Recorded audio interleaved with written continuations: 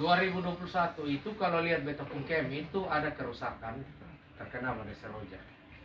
Memang dari pemerintah daerah belum ada bantuan ya, tapi dari PB pusat itu ada bantuan.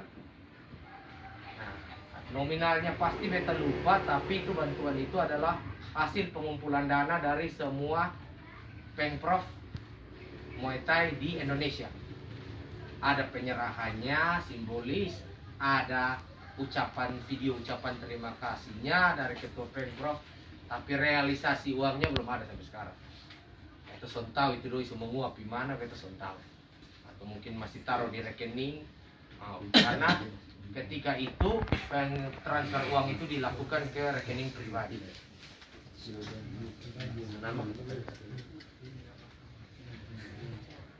Alasannya apa kita sampai tahu. Nah, setelah itu dengan kemarin lagi ketika berjalannya waktu tahap lanjutan. Nah, saya punya sertifikat grade-nya B tapi tahap dasar. Itu ambil waktu 2017 di Semarang. Nah, jadi dengan segala kekurangan yang sementara posisi persiapan, Susanti selain harus makan minum harus didoping dengan susu, apa karena posisi berat badannya yang kurang jauh dari standar bertanding itu, saya terpaksa harus berangkat ke Makassar.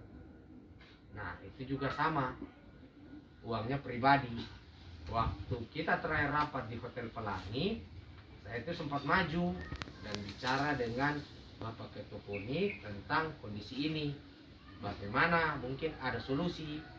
Tapi seperti biasa itu dikembalikan lagi ke Pengprov. Cobalah, Pengprov itu urusannya Pengprov atur dulu. Nah, kita sebagai Pengprov kan memang tidak ada dana. Ada dana saja tarik sulit, apalagi tidak ada dana kan? Begitu, istilahnya mustahil. Ya, jadi kembali itu saudara sendiri. Akhirnya saya ke Makassar. Berangkat, ambil sertifikat pelatih tahap 2 demi memenuhi persyaratan di PON. Demi perjuangan memastikan kita dapat hasil yang terbaik di PON. Karena kalau saya tidak berangkat, mungkin saya ke PON, tapi tidak bisa ada sama-sama dengan Susanti di atas ring. Saya harus duduk di bawah. Kalau naik diprotes, bisa didis. Kan tidak ada budaya juga kalau saya berangkat, tapi tidak bisa dampingi dia di atas ring. Kan begitu. Ya sudahlah, walaupun dengan saudara sendiri, kami akhirnya berangkat. Nah, setelah berangkat itu, pulang tidak lama, dana itu masuk rekening Pengprov. Dana hibah yang 55 juta itu, atau 50 berapa juta, pokoknya 50 juta, itu masuk. Nah, disitulah semua cabur di NTT PON ini sudah menarik dana, kecuali Muay Thai. Sangat sulit menarik dana dari rekening Pengprov. Terakhir kita berangkat itu tanggal 23 kalau tidak salah ya, 23, cuman berangkat tanggal 22 itu jam 2 lewat 20 menit, kasir hampir tutup, itu baru kita bisa tarik. Itu kasir hampir sebenarnya sudah tutup, karena saya punya member beberapa Bank NTT, saya telepon, tolong jangan tutup, ini mau penarikan sekarang. Itu kronologis lengkapnya bisa tanya Pak Sekretaris yang kerja untang panting lari kiri kanan hanya untuk bisa penarikan. Nah, gitu. Beberapa hari sebelumnya dilakukan penarikan, tapi Ketua Pengprov maunya tarik beberapa saja, terutama item pembelian alat yang dia ngotot harus dikirim ke pusat untuk beli alat PON.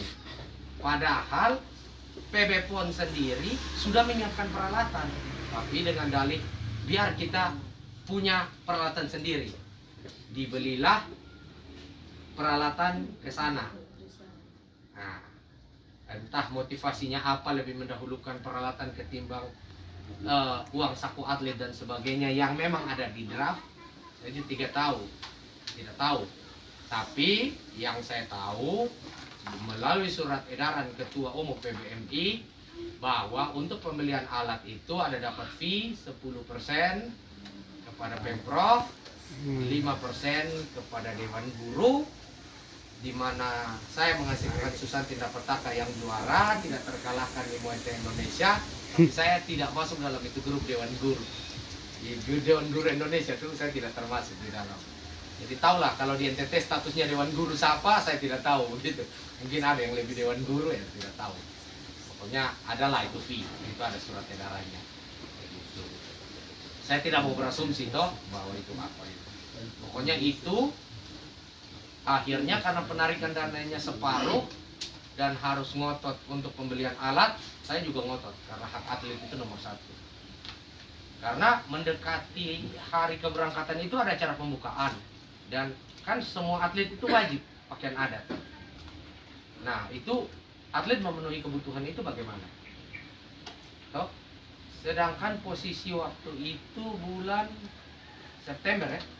September itu gaji pelatih Agustus itu waktu itu belum dibayar. Waktu itu belum dibayar. Beberapa hari lah setelah upacara pelepasan di situ itu baru dibayar. Itu waktu itu belum dibayar. Jadi akhirnya saya ambil inisiatif, uang yang mau pakai beli alat nih saya bilang jangan ngotot-ngototan beli alat. Ini nomor 1 atlet, kasihlah hak dia sesuai draft yang ada. Uang saku 5 juta, uang tas biasa 200, uang koper 650, uang ini uang itu kita kasih. Soalnya ada cerita, pernah ada sejarah pelatih Muay Thai NTT makan atlet Pohakson pernah. Sumbangan dari luar itu yang Susanti tidak tahu siapa yang kasih, tidak kenal orangnya saja saya kasih, panggil dia dan kasih. Boleh klarifikasi langsung ke orang. Dia sering tuh dapat tiba-tiba kita kasih ini dewan ini kasih atau ini ada pengusaha ini kasih. Yang dia justru lihat, son tahu orangnya yang mana begitu. Jadi kita ambil kebijakan sendiri bahwa hak atlet itu nomor 1. Nah, setelah itu kita penuhi, besok ini terakhir penarikan bank harus berangkat. Nah di situ tetap Ketua Pemprov ini berkeras apapun yang terjadi peralatan itu nomor 1. Jadi terjadilah tawar menawar di situ, kita bilang ini masih ada Pak, ini pegangan ini 5 juta nih. Kemarin ada 10 jutaan begini, 5 jutanya kita ambil untuk Susan. Dan atlet itu nomor 1 apapun yang terjadi. Di situ tawar menawar, akhirnya jam 2 lewat itu terjadilah penarikan. Walaupun dengan Pak Sekretaris lari pontang panting apa, kita tarik. Setelah kita tarik, disitulah kita memenuhi semua hak dan kewajiban. Di mana membayar peralatan sejumlah uang yang harus dikeluarkan ke Dispora toh untuk membayar jaket, sepatu itu kan ada di anggaran, uangnya masuk ke rekening Pemprov, kita ambil, kita bayarkan kembali ke Dispora. Itu semua sudah kita selesaikan. Termasuk pembelian alat yang dianggarkan KONI 11 juta lebih, kita pakai beli alat itu 10 juta 500 atau 10 juta berapa ratus gitu, saya agak lupa nominalnya. Yang setelah kami sampai Papua, peralatan itu tidak ada. Peralatan itu ternyata terlambat dikirim dari Thailand. Dan kami bertanding di Papua dengan peralatan yang disediakan tuan rumah. Nah sekarang peralatan itu kita berkoordinasi lagi ke PB biar dikirim langsung ke Kupang. Nah bayangkan kalau kemarin saya ikut lurus-lurus maunya ke Pemprov kirim semua. Susanti ini memenuhi dan kebutuhan 2-3 hari sebelum berangkat itu pakai apa? Begitu. Nah beberapa hari sebelum berangkat itu baru gaji pelatih keluar, kami boleh putuskan. Kami ada pegangan. 2 hari. Jadi hari ini gaji pelatih keluar, besok kita ngotot harus penarikan, besok itu baru keluar, misalnya kami berangkat tanggal 23. Sekarang tanggal 21 pembayaran gaji pelatih. Sudah, di situ keluar semua. Sampailah di sana, kami berangkat ke sana 3 orang.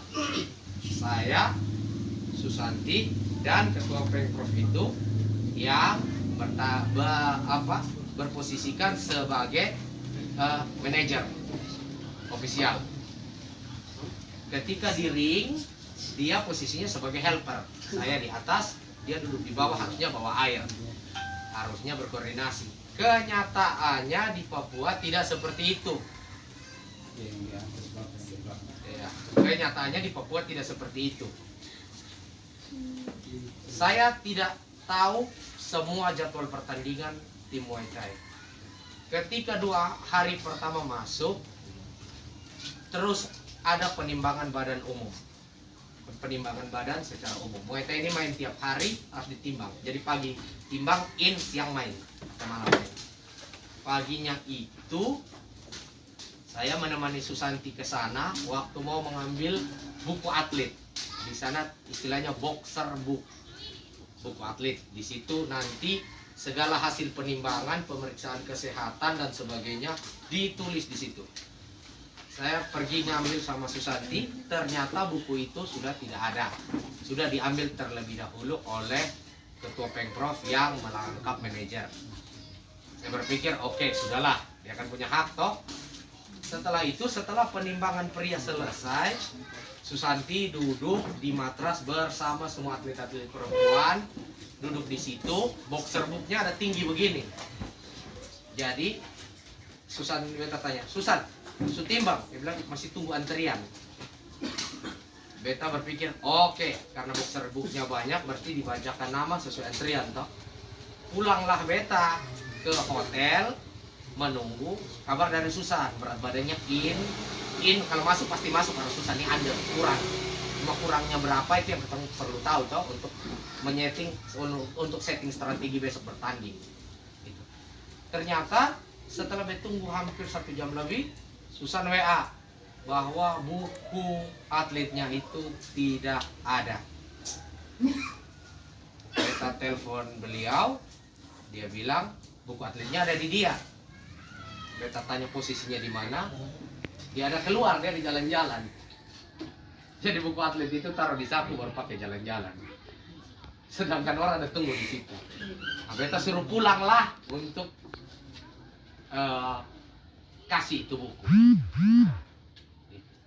Setelah itu beta bertanya kepada orang PB Pusat yang ada kebetulan membawa dia, posisinya di PB Pusat ada, posisinya di provinsi dia ada. Dia kenal beta, beta kenal dia. Beta tanya, Pak, jadwal pertandingan itu mana? Dia bilang, Coach Angga tidak masuk ya dalam grup manajer apa. Dia tidak ada masuk. Dia bilang, oke, saya telepon adminnya Mbak Mira, akan memasukkan Coach Angga ke dalam grup tersebut. Segala informasi tentang Muay Thai PON itu ada di grup tersebut. Saya masuk ke dalam grup itu, 4 jam kemudian saya dikeluarkan. Ternyata manajer meminta admin mengeluarkan saya dari grup itu. Jadi segala informasi tentang Muay Thai di PON saya dapat dari provinsi lain. Termasuk jadwal apa, kasus apa, gugatan provinsi mana lawan mana. Kan kemarin di PON Muay Thai banyak gugatan tentang hasil pertandingan. Nah, itu semua saya dapat dari provinsi lain. Kira-kira seperti itu. Ini sedikit saya tambahkan. Kalau dibilang salah satu orang yang orang atau beberapa orang yang berjasa buat Muay Thai NTT bisa dapat emas di situ, itu malahan 2 orang anggota BRIMOB yang disuruh untuk PAM itu pengamanan kita, itu kan tidur dengan kita. Ketua Pengprov di sini, saya di sini, tempat tidurnya tingkat, BRIMOB 2 orang tidur di sini, Susan itu tidur di kamar atas sesama perempuan toh. 2 orang BRIMOB yang dijadikan PAM itu adalah ujung tombak kita di sana. Jadi dia bukan hanya PAM, dia bantu cari es batu, dia bantu cari ini, dia bantu cari itu. Dong yang betul-betul kerja keras bantu beta dengan Susan di sana sampai berhasil. Nah, begitu. Dong yang ini harus ini, betul-betul. Jadi lebih daripada sekedar pengamanan saja. Dua ujung tombak.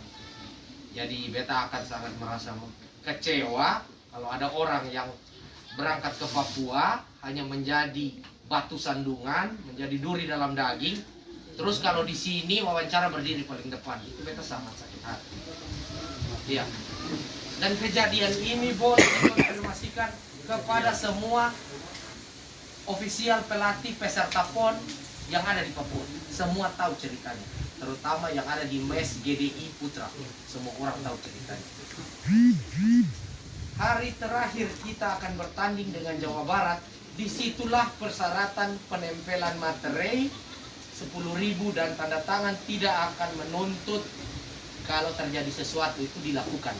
Padahal materai itu harusnya ditempel di pertandingan pertama, disetujui baru orang boleh bertanding. Tapi karena manajer tidak ada koordinasi dan tidak tahu bahwa lari itu buku kuning di mana, hari terakhir baru kita bisa melakukan itu, dan Susan kena marah-marah di dalam situ. Begitu. Boleh konfirmasi langsung, kira-kira seperti itu. Nah, itu sedikit perjalanan, tapi walaupun ada tantangan seperti itu, intinya ketemu berhasil keluar sebagai pemenang. Ya, kira-kira itulah perjalanan sedikit. Beta mau berpolemik lebih panjang lebar, pokoknya itu kenyataan yang beta tahu. Kalau harapan beta setelah Susanti mendapatkan ini, akan ada lebih banyak lagi perhatian untuk dia, akan lebih banyak lagi kita menghasilkan Susanti-Susanti yang lain. Karena jujur seperti saya jelaskan, permasalahan terbesar Muay Thai di NTT di Kota Kupang ini adalah bukan tentang pembinaan, tapi tentang izin orang tua. Banyak murid itu bagus berlatih tapi tidak diizinkan orang tua. Karena apa? Memang pertandingannya keras begini. Dan seperti biasanya mayoritas orang tua sekarang masih berpikir seperti generasi 90-an, atlet tahun 90-an, toh selalu digambarkan. Kok itu LSPK juga akhirnya jual narkoba, kok ini hidup susah. Selalu digambarkan begitu. Jadi ini atlet nih latihan Muay Thai capek-capek karena pukul banyak-banyak, asini dapat apa juga. Ngapain tahu sah. Itu selalu digambarkan, dan itu kenyataan. Makanya kalau ada yang lebih gampang, no akan berpikir kalau ada yang lebih gampang karena pukul 3 kali dapat medali, kenapa cari Muay Thai yang karena pukul 9 menit? Kan begitu toh? Toh medalinya sama sah. Begitu. Toh menang juga belum tentu diperhatikan. Itu stigma yang selalu ada di orang tua. Banyak ketemu begitu. Nah, mungkin dengan apa yang Susanti dapatkan, bonus-bonus apa yang sudah diterima, perhatian dari pemerintah, perhatian dari pihak swasta, ini bisa viralkan atau dibumingkan oleh teman-teman media, sehingga menjadi kedepannya Muay Thai NTT akan bisa terus berkembang dan mendapatkan perhatian lebih banyak lagi dari pemerintah. Akhirnya lebih banyak lagi atlet yang mendapatkan restu untuk menjadi atlet ke level nasional pun bahkan internasional. Dan untuk catatan, Muay Thai ini adalah olahraga Olimpiade, di mana kami diterima sebagai anggota resmi Komisi Olimpiade itu untuk melakukan eksebisi di Olimpiade 2024, dan kemungkinan akan ada di Olimpiade 2028. Nah, jadi kalau dulu anak-anak 90-an punya mimpi lihat Om Her, Herman Tembalo di Olimpiade Atlanta, atau beta disaksikan di Olimpiade Sydney. Woi, ini ketemu anak NTT sampai Olimpiade. Mungkin lewat cabur Muay Thai ketemu bisa punya mimpi yang sama. Beta dan Susan, walaupun nanti Susan dari atlet lain si pelatih, ketemu bisa punya mimpi lihat ketemu anak-anak NTT ada di Olimpiade 2028 atau 2032. Kira-kira